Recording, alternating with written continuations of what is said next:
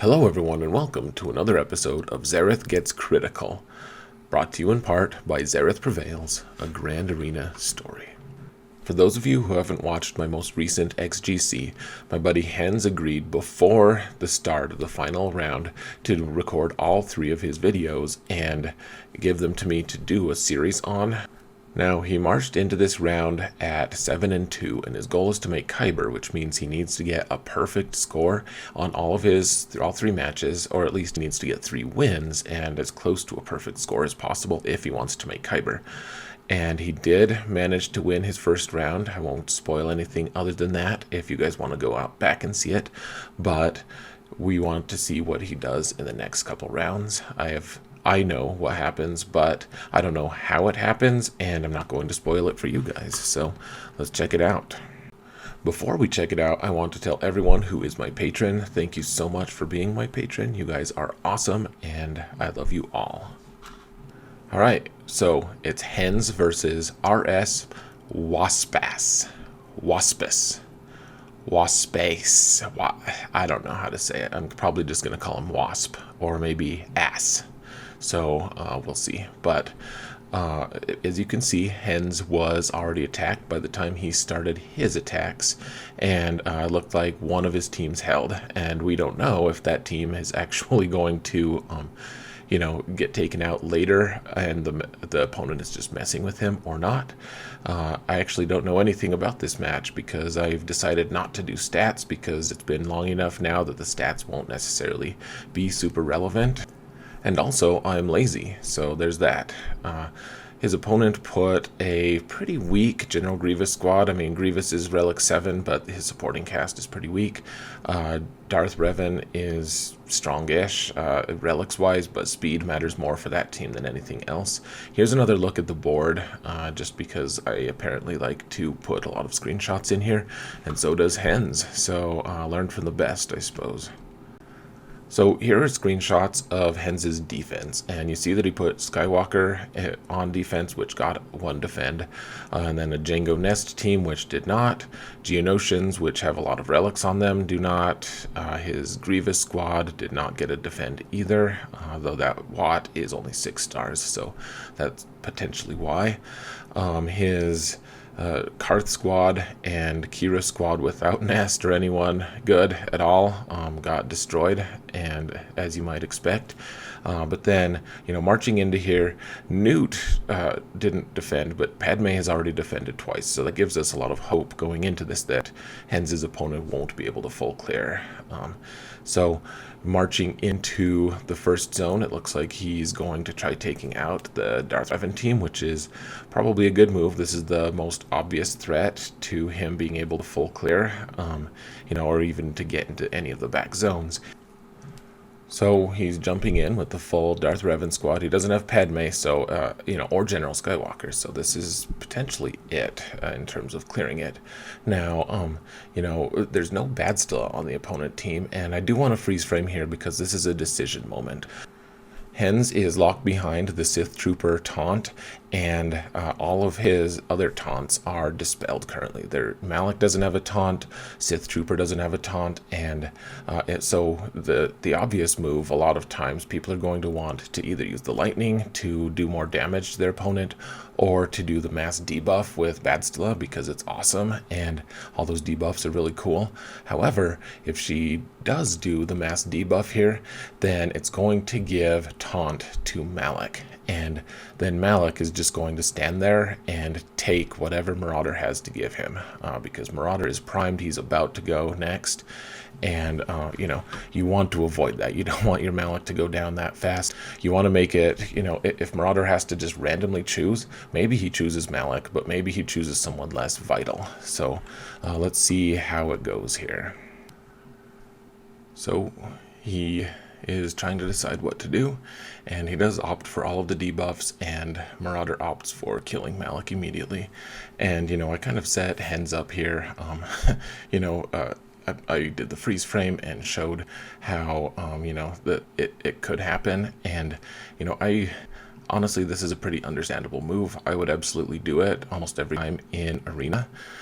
just because sometimes that doesn't kill Malik. Sometimes that doesn't do anything, in fact. And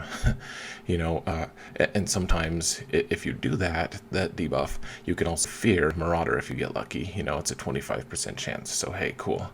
I do think that in Grand Arena, when you only have one chance, and you have the advantage, you have the material advantage, you have Bastila when they don't have one, you can afford to wait for one turn potentially. And so, that's, I don't know if it's a criticism exactly, but it's put H3nz in a pretty tricky spot here.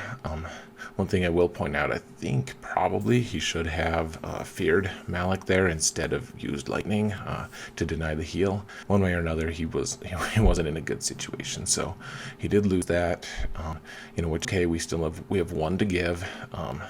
As long as H3nz doesn't fail any other attacks, I think we should probably stay on track here to be able to get the clear. Just got to clean up that Malik. And it looks like H3nz wanted to spend a little time to think about it. And you'll note that he's not taking Nihilus, or at least right now he's resisting the thought of taking Nihilus against these Geonosians. You don't need Nihilus against Geonosians. All you need is Treya, and then you want Scion, because he goes well with Treya, and it's kind of cool to take Savage. It looks like his Savage is a little bit more worked on than others. Savage is a good third character to take a couple of these, mass assist things so that Scion and Treya can be left alone a little bit. And you see that the Geonosians just can't help themselves. They're just killing themselves out of their bloodlust, and they have a pretty fast team. Like Treya just finally got to go after all of this. No idea how H3nz has her modded, but they're definitely either pretty quick or Treya is pretty slow. Now that was pretty cool.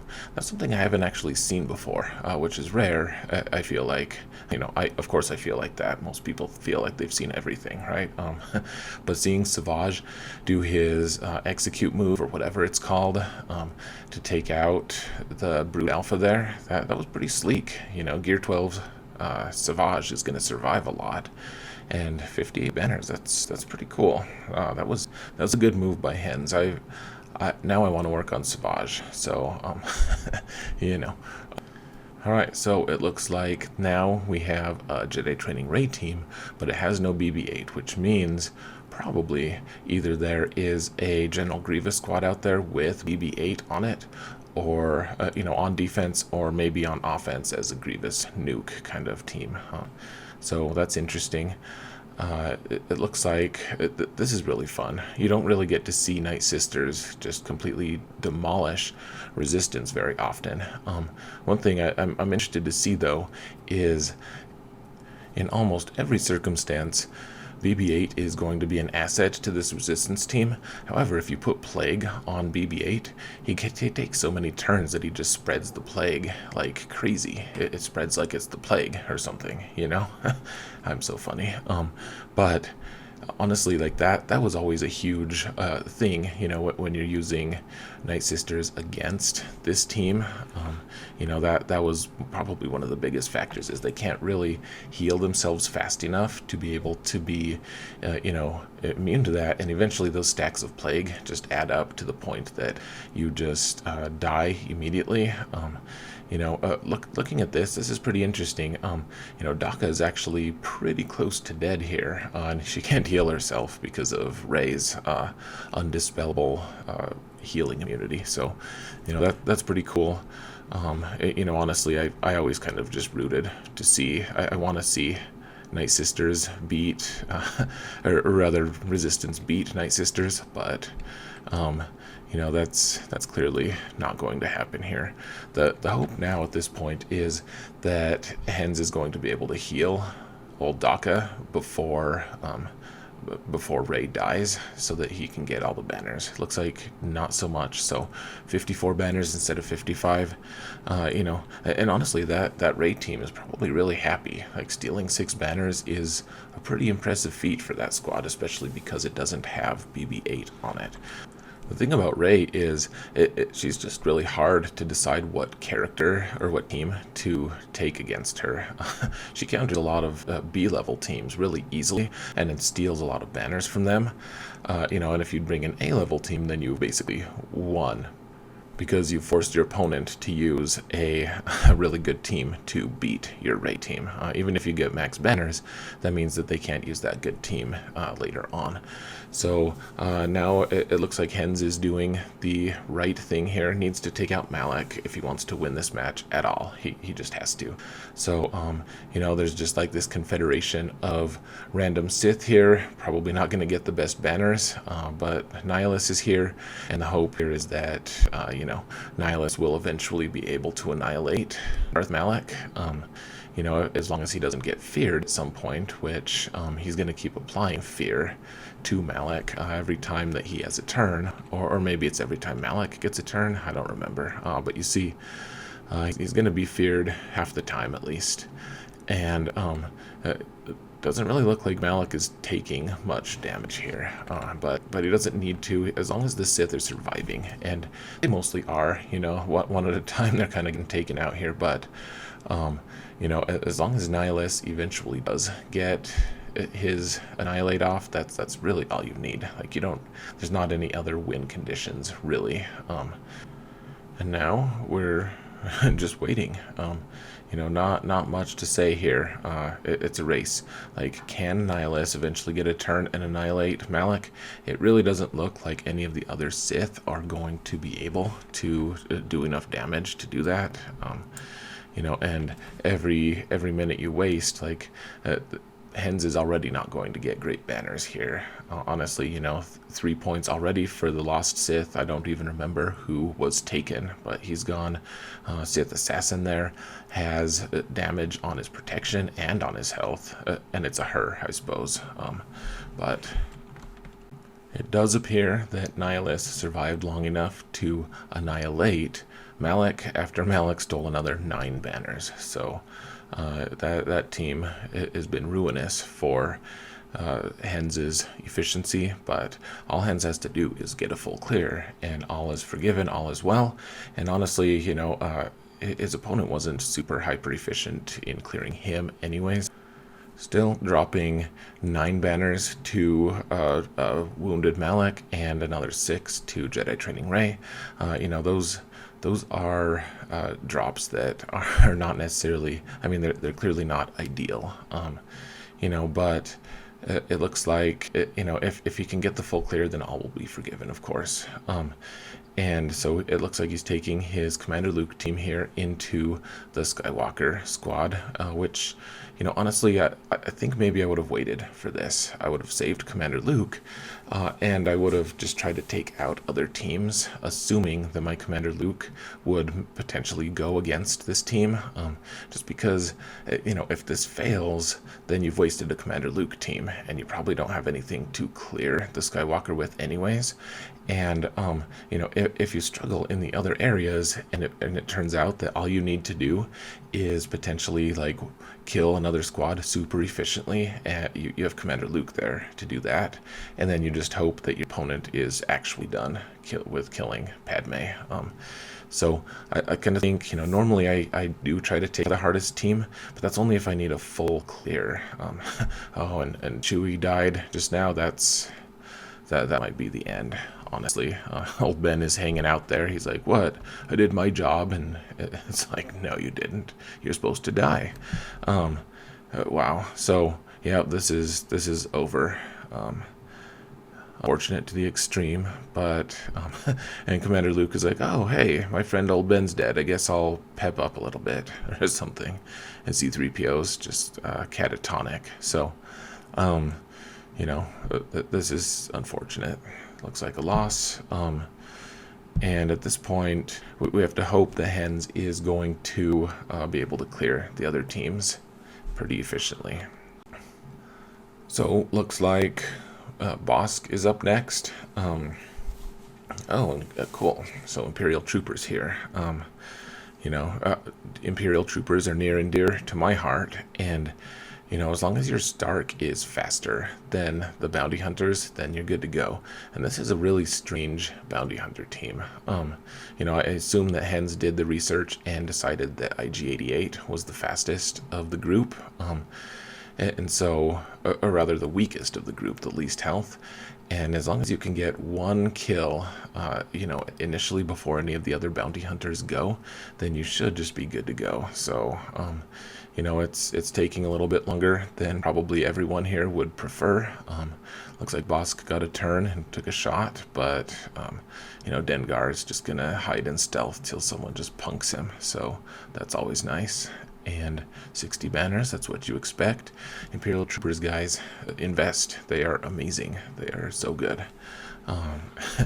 So it looks like that zone's taken care of, and now we have Karth and a Newt team to watch get demolished, hopefully.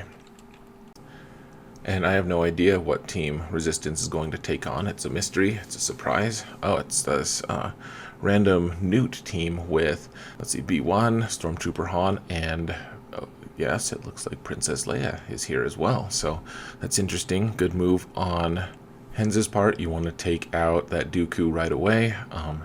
You know, he is extremely obnoxious and can just ruin your day, frankly. Like, he can make it so that you lose. Like, he can stun, and if he gets enough stuns and, you know, other disruptive things, then you're just finished. So, you know, now that there's a ton of DPS here, this squad at first seems a little bit oddball because you have Princess Leia here, who obviously isn't a separatist.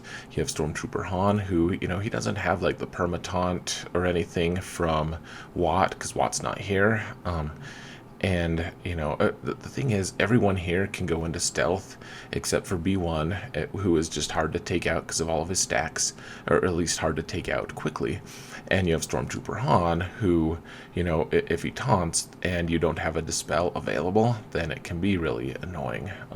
So this is actually a pretty decent banner stealing squad, depending on who it's facing. I still wouldn't call it, you know, I'd call it like a C level team still. You know, it's still not that great. So I think the move that Hens probably should be doing right now is taking out Newt for the first time so that Newt can hurry up and get stealth and do his extortion on someone. So then Hens can try to heal up a little bit before that happens, and he'd still be able to be hitting Stormtrooper Han a little bit. But it appears that Hens does not like extra banners, so he went another direction. Actually, you know, I think what he did was fine. He had a heal from Finn, and 59 banners against this squad is fine. It's a pretty good banner stealing squad that he took out, so pretty solid.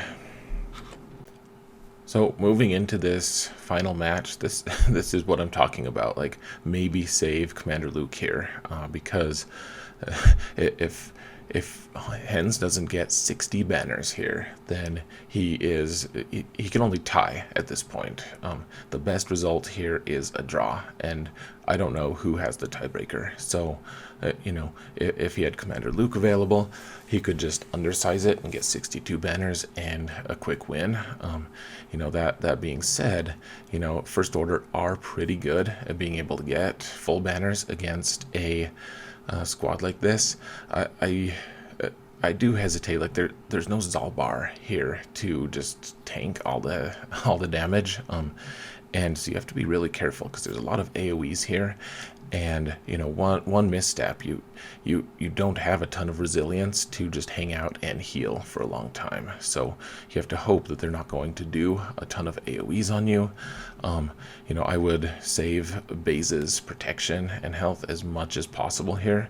I would not be shooting him. Well, you know, maybe you shoot him once to reduce his turn meter, but you know, overall I would be taking out Mission because she could put a huge divot in someone's health and protection, it's to the point that they can't. You have to get 60 banners here. You have to get 60 or you lose. And it looks like everyone's stunned here, which is great. You know, and if you can get everyone stun locked, obviously, like, everyone's, so far they're good. If anyone comes out of stealth, or rather out of stun, then Hens may be in trouble, but it does look like he's got everything on lockdown. you know, this is pretty tense though. So, and First Order Executioner finishes it off. He raises his vibro axe of justice and cleaves the vile Bay's Malbus asunder. So it got the full 60, which means that it is a draw, which is cool, I guess. At least it's cool for us observers who, don't have to worry about some kind of a glitched tiebreaker or something. I will say that I know that H3nz did have the tiebreaker and he would eventually go on to win. So that's wonderful. His Kyber dreams are still alive, just has to win the finals, and he can make it into Kyber, which, he's been to Kyber a couple times, but it's always hard to make Kyber, especially in this super exclusive season. I will just say that H3nz played well. There were a few things that maybe he could have done better, and I tend to nitpick and draw attention to the, certain things, certain decisions that I wouldn't have made. And the fact is, we all make mistakes, and, he got the job done here. I think that probably the biggest mistake here, in my opinion, was he knew that his opponent was probably stalled out against Padme, that he probably should have just saved his Commander Luke. And in the end, like, a 3-man Commander Luke team will kill that Old Republic team with 62 or at least 61 banners. Easy. I mean, 60 if you're unlucky, like super unlucky. And that, that would have made this whole tiebreaker thing unnecessary. Other than that, like, his opponent left a really tough defense, and, he also left a lot of teams on defense himself. So, it's fun to see two kind of defensive heavyweights going at it. But that being said, I'm glad that H3nz made it out, because this was cutting it pretty close to the wire here. So stay tuned for his exciting finale.